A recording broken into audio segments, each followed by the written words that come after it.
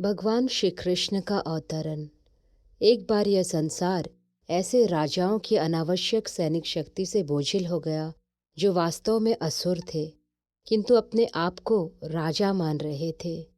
तब सारा संसार विक्षुब्ध हो उठा और पृथ्वी की अधिष्ठात्री देवी, जिसे भूमि कहते हैं, इन आसुरी राजाओं से उत्पन्न अपनी विपदाओं को बताने के लिए ब्रह्मा जी के पास गई।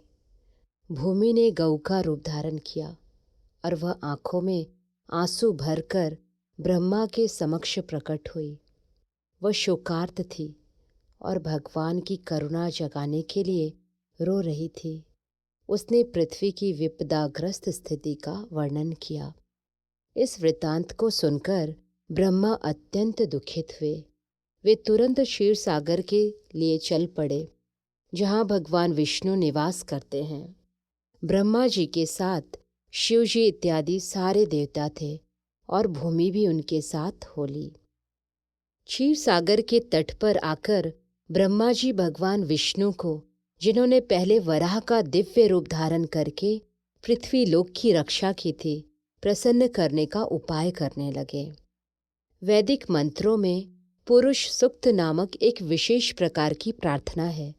सामान्य रूप से देवतागण इसी पुरुष सूक्त का उच्चारण करके श्री भगवान विष्णु को नमस्कार करते हैं।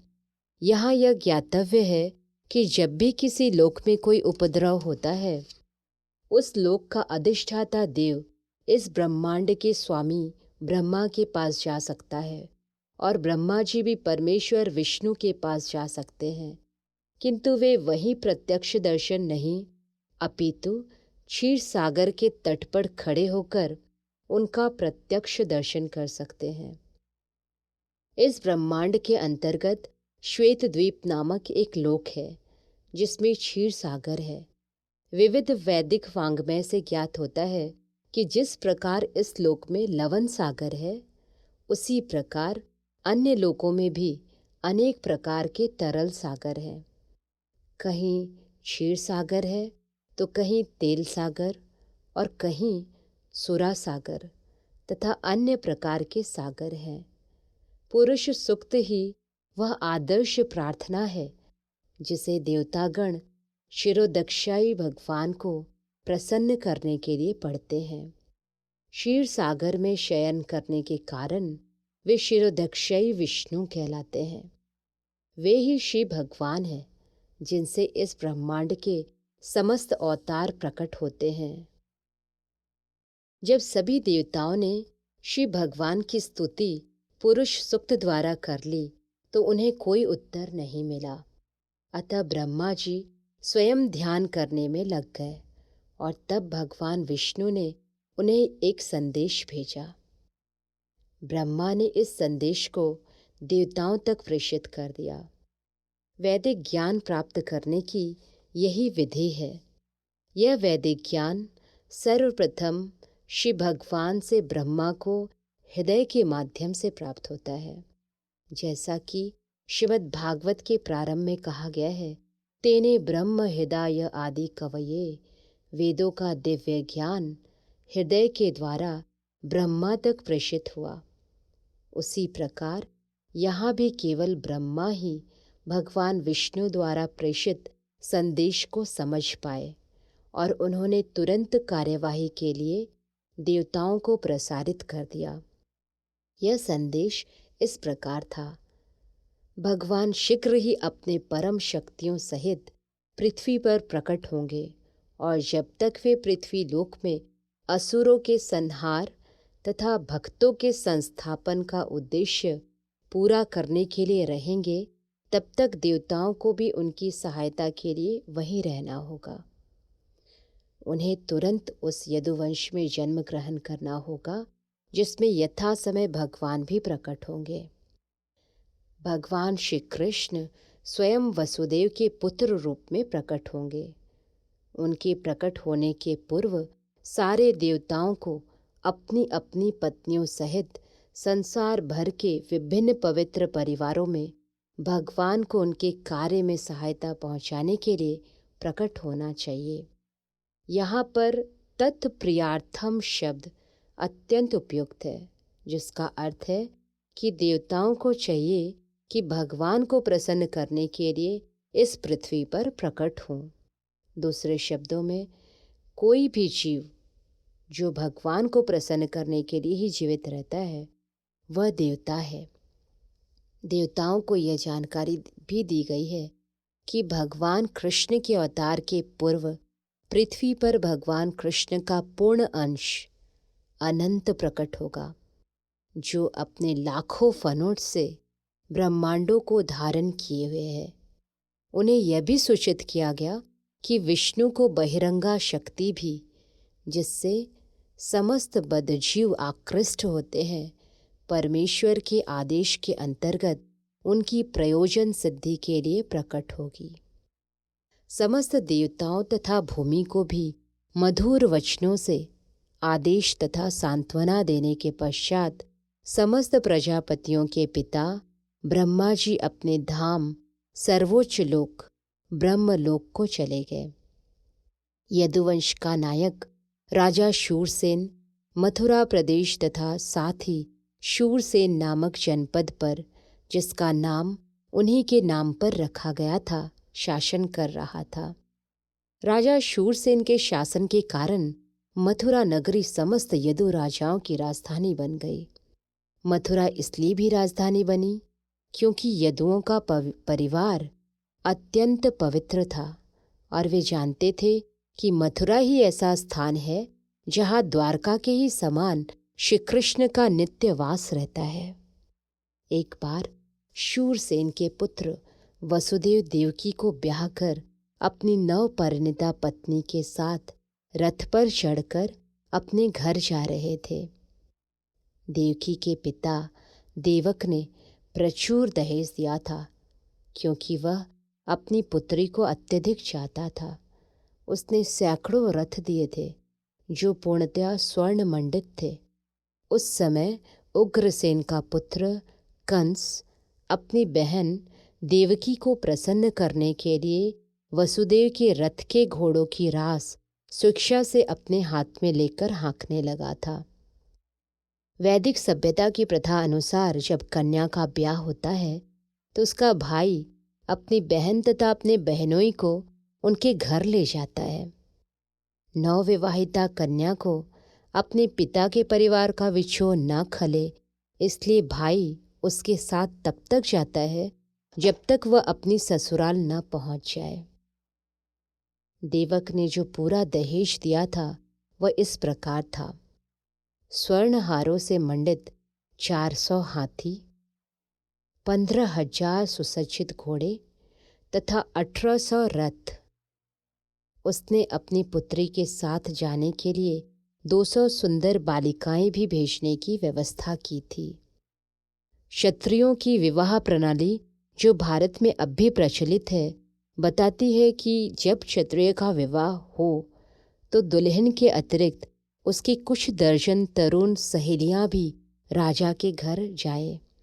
रानी की अनुचरियां दासी कहलाती है, किंतु वास्तव में वे रानी की सहेलियों की तरह कार्य करती है। यह प्रथा अनादिकाल से प्रचलित है और कम से कम 5000 वर्ष पूर्व भगवान कृष्ण के अवतार के भी पहले से खोजी जा सकती है। इस प्रकार वसुदेव अपनी पत्नी देवकी के साथ 200 सुंदर कन्याएं भी लेते आए। जब दुल्हा तथा दुल्हन रथ में जा रहे थे तो इस शुभ मुहूर्त की जानकारी देने के लिए अनेक प्रकार के बाजे बज रहे थे। शंख, बिगुल, ढोल तथा मृदंग एक साथ मिलकर मधुर संगीत की ध्वनि उत्पन्न कर रहे थे। जुलूस अत्यंत ही मनोहर ढंग से निकल रहा था और कंस रथ को हाँक रहा था।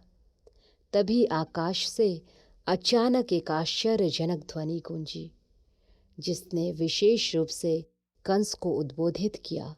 हे कंस, तुम कितने मूर्ख हो! तुम अपनी बहन तथा बहनोई का रथ हाँक रहे हो, किंतु तुम यह नहीं जान रहे कि तुम्हारी इसी बहन की 8वीं संतान तुम्हारा वध करेगी। कंस भोजवंशी उग्रसेन का पुत्र था। कहा जाता है कि कंस समस्त भोजवंशी राजाओं में से सर्वाधिक आसुरी था। आकाशवाणी सुनते ही उसने देवकी के केश पकड़ लिए और उसे अपनी तलवार से मारना चाहा। वसुदेव को कंस के इस दुर्व्यवहार पर आश्चर्य हुआ, अतः वे अपने इस क्रूर निर्लज साले को शांत करने के उद्देश्य से अत्यंत तर्क तथा प्रमाण सहित इस प्रकार बोले, हे मेरे प्रिय साले कंस, तुम भोजवंश के सर्वाधिक प्रसिद्ध राजा हो और लोग तुम्हें महानतम योद्धा तथा पराक्रमी के रूप में जानते हैं। आखिर तुम इतने क्रुद्ध क्यों हो गए कि अपनी बहन को उसके शुभ विवाह के अवसर पर मारने के लिए उद्यत हो गए हो? तुम अपनी मृत्यु से इतने भयभीत क्यों हो? मृत्यु तुम्हारे जन्म के साथ ही उत्पन्न हो चुकी है। जिस दिन तुमने जन्म ग्रहण किया उसी दिन से तुम्हारी मृत्यु प्रारंभ हो गई है। मान लो कि तुम 25 वर्ष के हो। इसका अर्थ यह हुआ कि तुम पहले ही 25 वर्ष मर चुके हो। तुम हर पल हर क्षण मर रहे हो, तो फिर मृत्यु से इतना क्यों डर रहे हो? अंततः मृत्यु अवश्यम भावी है। तुम चाहे आज मरो या 100 वर्ष बाद, तुम मृत्यु से बच नहीं सकते। फिर मृत्यु से इतना क्यों डरते हो? वस्तुतः मृत्यु का अर्थ है इस वर्तमान शरीर का विनाश। जैसे ही यह वर्तमान शरीर कार्य करना बंद कर देता है और भौतिक प्रकृति के पंच तत्वों में मिल जाता है, तो शरीर के भीतर की आत्मा शरीर के वर्तमान कर्मों तथा उनके फल के अनुसार दूसरा शरीर ग्रहण करता है। यह मनुष्य के सड़क पर चलने के समान है। मनुष्य अपना पांव आगे बढ़ाता है और ज्यों ही उसे विश्वास हो जाता है कि उसका पांव ठोस भूमि पर पड़ा है, तो वह दूसरा पांव उठाता है। इसी प्रकार यह शरीर भी एक के बाद दूसरे शरीर में बदलता रहता है और आत्मा देहांतर करता रहता है। देखो ना, कितनी सतर्कता से पौधे का कीड़ा एक टहनी से दूसरे में जाता है। इसी प्रकार जब उच्च अधिकारी यह निर्णय लेते हैं कि अगला शरीर कैसा हो, तो जीव अपना शरीर बदल देता है। जब तक जीव इस भौतिक संसार में बद्ध रहता है, तब तक उसे एक के बाद दूसरा भौतिक शरीर ग्रहण करना होगा। उसे अगला शरीर उसके इस जीवन के कर्मों तथा उनके फलों के अनुसार प्रकृति के नियमों द्वारा प्रदत्त होता है। यह शरीर स्वप्नों में देखे जाने वाले शरीरों में से किसी एक के ही समान होता है। सोते समय स्वप्न में हम अपनी मानसिक सृष्टि के अनुसार अनेक शरीरों की रचना करते रहते हैं। हम पहले से स्वर्ण देखे रहते हैं और पर्वत भी। अतः स्वप्न में हम इन दोनों विचारों को मिलाकर स्वर्णिम पर्वत देख सकते हैं। कभी कभी सपने में हम अपने शरीर को उड़ता हुआ देखते हैं और उस समय हम अपने वर्तमान शरीर को बिल्कुल भूल जाते हैं। इसी प्रकार ये शरीर बदलते रहते हैं। जब तुम्हें कोई शरीर मिलता है तो तुम विगत शरीर को भूल जाते हो। स्वप्न में हम न जाने कितने नए प्रकार के शरीरों के साथ संपर्क कर सकते हैं, किंतु जगने पर हम उन सबको भूल जाते हैं। ये भौतिक शरीर वास्तव में हमारी मानसिक क्रियाशीलता की रचनाएं हैं, किंतु इस समय हम अपने विगत शरीरों का स्मरण नहीं कर पाते। मन बड़ा ही चंचल है। कभी यह कुछ स्वीकार करता है और तुरंत उसी वस्तु को अस्वीकार कर देता है। इंद्रिय तृप्ति के 5 विषयों रूप, रस, गंध, शब्द तथा स्पर्श के संपर्क से ही मन स्वीकार और अस्वीकार करता है। चिंतनशील विधि द्वारा मन इंद्रिय तृप्ति के विषयों के संपर्क में आता है और जीव इच्छा अनुसार विशेष प्रकार का शरीर प्राप्त करता है। इस प्रकार शरीर भौतिक प्रकृति के नियमों द्वारा प्रदत्त एक उपहार है। जीव शरीर ग्रहण करके अपने शरीर की रचना के अनुसार इस जगत में सुख भोगने या दुख सहने के लिए फिर से आता है। किसी विशेष शरीर के बिना हम विगत जीवन से प्राप्त मानसिक दशा के अनुसार सुख या दुख का अनुभव नहीं कर सकते।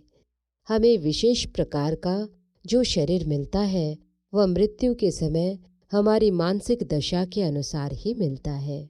सूर्य, चंद्र या नक्षत्र जैसे प्रकाशमान लोकों का प्रतिबिंब जल, तेल या घी जैसे विभिन्न प्रकार के आकारों में पड़ता है। यह प्रतिबिंब पात्र की गति के ही अनुसार हिलता डुलता है। चंद्रमा का प्रतिबिंब जल पर पड़ता है और जल के हिलने से चंद्रमा भी हिलता प्रतीत होता है, लेकिन वास्तव में चंद्रमा हिलता नहीं। इसी प्रकार मानसिक कल्पना से जीव विभिन्न प्रकार के शरीर ग्रहण करता है। यद्यपि उसका इन शरीरों से कोई संबंध नहीं होता, किंतु माया के प्रभाव से मोहित होने के कारण जीव सोचता है कि उसका संबंध एक विशेष प्रकार के शरीर से है। बद्ध जीवों की यही जीवन शैली है। मान लो कि कोई जीव इस समय मनुष्य शरीर को प्राप्त है। वह सोचता है कि वह किसी मानव समुदाय या किसी विशेष देश या विशिष्ट स्थान से संबंधित है। वह अपनी पहचान उसी रूप में करता है और व्यर्थ ही दूसरे शरीर की तैयारी में जुट जाता है, जिसकी आवश्यकता नहीं रहती। ऐसी इच्छाएं तथा मानसिक कल्पनाएं विभिन्न प्रकार के शरीर के कारण हैं।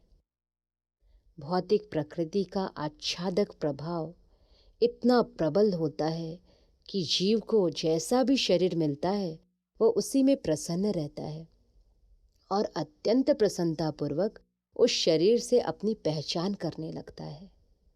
अतः मेरी प्रार्थना है कि तुम अपने मन तथा शरीर के आदेशों से अभिभूत न हो।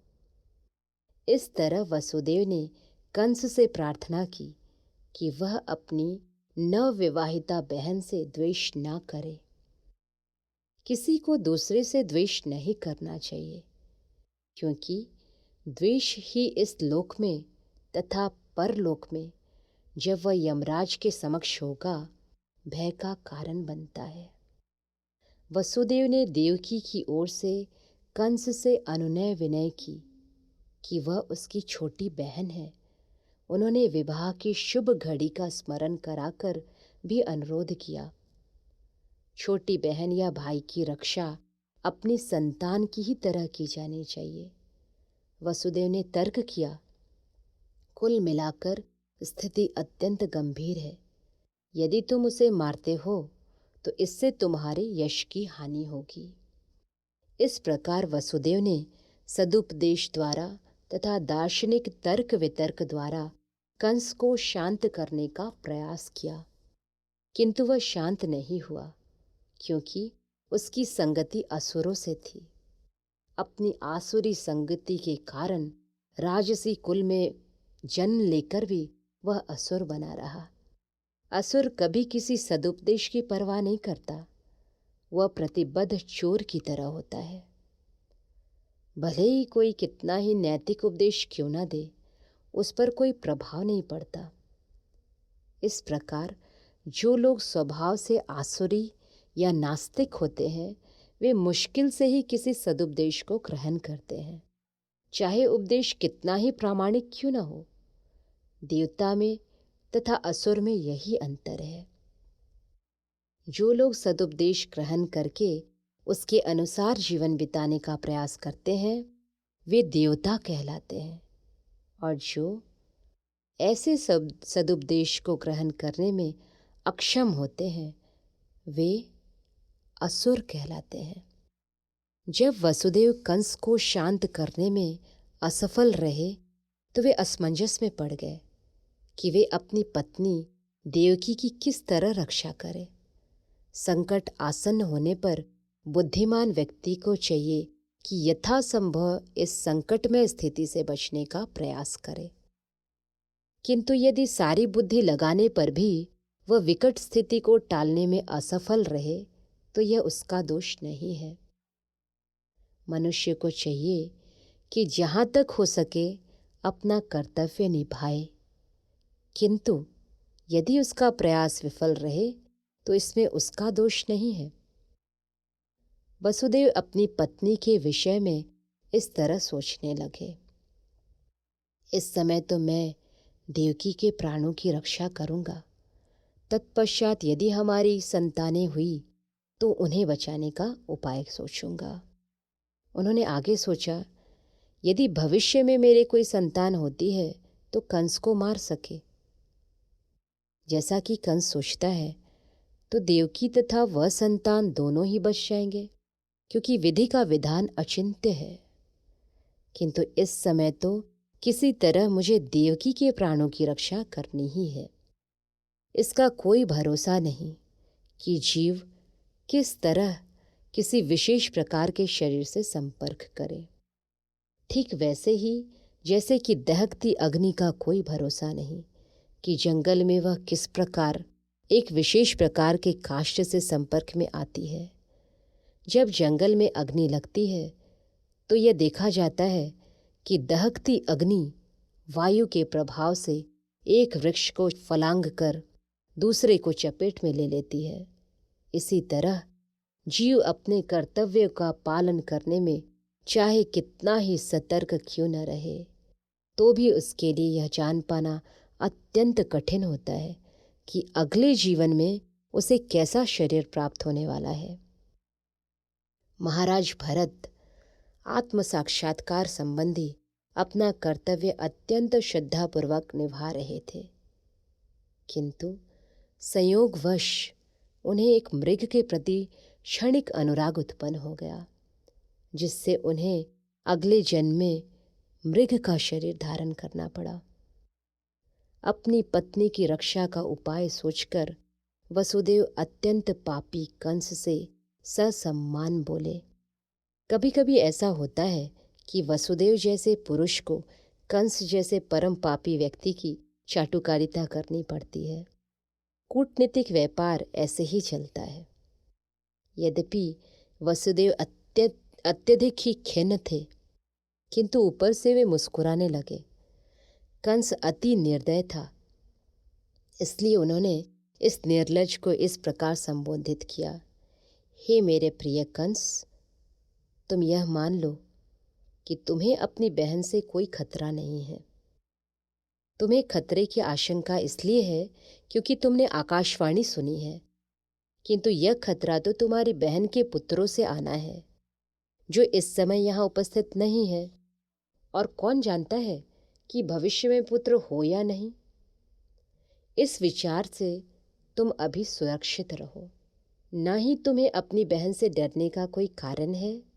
यदि उसके पुत्र उत्पन्न होते भी हैं तो मैं वचन देता हूँ कि मैं उन सबों को लाकर आवश्यक कार्यवाही के लिए तुम्हारे समक्ष प्रस्तुत करता रहूँगा। कंस वसुदेव के वचनों के महत्व को जानता था और वह उनके तर्क से आश्वस्त हो गया। फलतः उस समय वह अपनी बहन के जघन्य वध से विरत हो गया। इस प्रकार वसुदेव प्रसन्न हुए और उन्होंने कंस के निर्णय की प्रशंसा की तथा अपने घर लौट आए। तत्पश्चात देवकी के प्रतिवर्ष एक संतान हुई। समय आने पर वसुदेव तथा देवकी ने 8 पुत्रों तथा 1 कन्या को जन्म दिया। जब पहला पुत्र उत्पन्न हुआ तो वसुदेव अपने वचन के अनुसार उसे कंस के पास तुरंत ले आए। कहा जाता है कि वसुदेव अपने वचन के लिए अत्यंत विख्यात थे और वे अपना यश बनाए रखना चाहते थे। यद्यपि नवजात पुत्र को कंस के हाथों में सौंपना वसुदेव के लिए अत्यंत कष्टप्रद था, किंतु इससे कंस अत्यंत प्रसन्न हुआ। वह वसुदेव के आचरण से कुछ कुछ दयाद्र हो उठा। यह अत्यंत आदर्श घटना है। वसुदेव जैसे महात्मा के लिए अपना कर्तव्य पालन करते हुए कुछ भी कष्ट नहीं होता। वसुदेव जैसा विद्वान पुरुष बिना हिचक के अपना कर्तव्य पालन करता है, जबकि कंस जैसा असुर कोई भी घृणित कर्म करने में कभी हिचकता नहीं। इसलिए कहा गया है कि साधु पुरुष सभी प्रकार का कष्टमय जीवन सहन कर सकता है। विद्वान पुरुष अनुकूल परिस्थितियों की प्रतीक्षा किए बिना अपना कार्य कर सकता है। कंस जैसा नृशंस व्यक्ति कोई भी पाप कर सकता है और एक भक्त भगवान को प्रसन्न करने के लिए सब कुछ न्यौछावर कर सकता है। वसुदेव के व्यवहार से कंस संतुष्ट हो गया। वह यह देखकर आश्चर्यचकित था कि वसुदेव ने अपने वचन का पालन किया है। अतः उन पर दयालु तथा प्रसन्न होकर इस प्रकार बोलने लगा, हे वसुदेव, इस पुत्र को मुझे भेंट करने की कोई आवश्यकता नहीं है। मुझे इस पुत्र से कोई खतरा नहीं है। मैंने सुना है कि तुम्हारा तथा देवकी का 8वां पुत्र मुझे मारेगा, तो फिर मैं इस पुत्र को व्यर्थ ही क्यों स्वीकार करूं? तुम इसे वापस ले जा सकते हो। जब वसुदेव अपने प्रथम पुत्र को लेकर घर लौट रहे थे, तो यद्यपि वे कंस के व्यवहार से प्रसन्न थे, तथापि उन्हें उस पर विश्वास नहीं हो रहा था, क्योंकि वह जानते थे कि कंस किसी के वश में नहीं है। एक नास्तिक पुरुष कभी भी अपने वचन का पक्का नहीं हो सकता। जो व्यक्ति अपनी इंद्रियों को वश में नहीं रख सकता, वह अपने संकल्प में किस प्रकार दृढ़ हो सकता है? महान राजनीतिज्ञ चाणक्य पंडित ने कहा है कि कभी भी किसी कूटनीतिज्ञ या स्त्री पर विश्वास न करना। जो लोग अनियंत्रित इंद्रिय तृप्ति में आसक्त हैं, वे कभी भी सत्यनिष्ठ नहीं हो सकते, न कभी उन पर विश्वास किया जा सकता है। उस समय कंस के पास महर्षि नारद आए। उनको जानकारी मिली कि कंस ने वसुदेव पर दयाद्र होकर पहले नवजात शिशु को लौटा दिया है। नारद अत्यधिक उत्सुक थे कि जितनी जल्दी हो सके भगवान कृष्ण अवतार ले। अतः उन्होंने कंस को सूचित किया कि एक ओर वृंदावन में नंद महाराज जैसे महापुरुष तथा ग्वाल एवं ग्वालों की पत्नियां तथा दूसरी ओर वसुदेव, उनके पिता शूरसेन तथा यदुवंशी वृष्णिकुल में उत्पन्न उनके सारे संबंधी तथा उनके मित्र एवं शुभ चिंतक सभी वास्तव में देवता हैं। नारद ने कंस को आगाह किया कि वह उन सब से सावधान रहे, क्योंकि कंस तथा उनके सारे मित्र एवं सलाह देने वाले सभी असुर थे। असुरगण सदैव देवताओं से भयभीत रहते हैं। इस प्रकार नारद से विभिन्न परिवारों में देवताओं के प्रकट होने की जानकारी प्राप्त करके कंस तुरंत चौकन्ना हो गया। वह समझ गया कि चूंकि देवता अब प्रकट हो चुके हैं, अतः भगवान विष्णु का भी शीघ्र ही आगमन होगा। उसने तुरंत अपने बहनोई वसुदेव तथा बहन देवकी को बंदी बना लिया और उन्हें कारागार में डाल दिया। वसुदेव तथा देवकी लोहे की सांकलें पहने कारागार में प्रति वर्ष एक पुत्र को जन्म देते रहे और कंस प्रत्येक बालक को विष्णु का अवतार समझकर एक एक करके मारता रहा।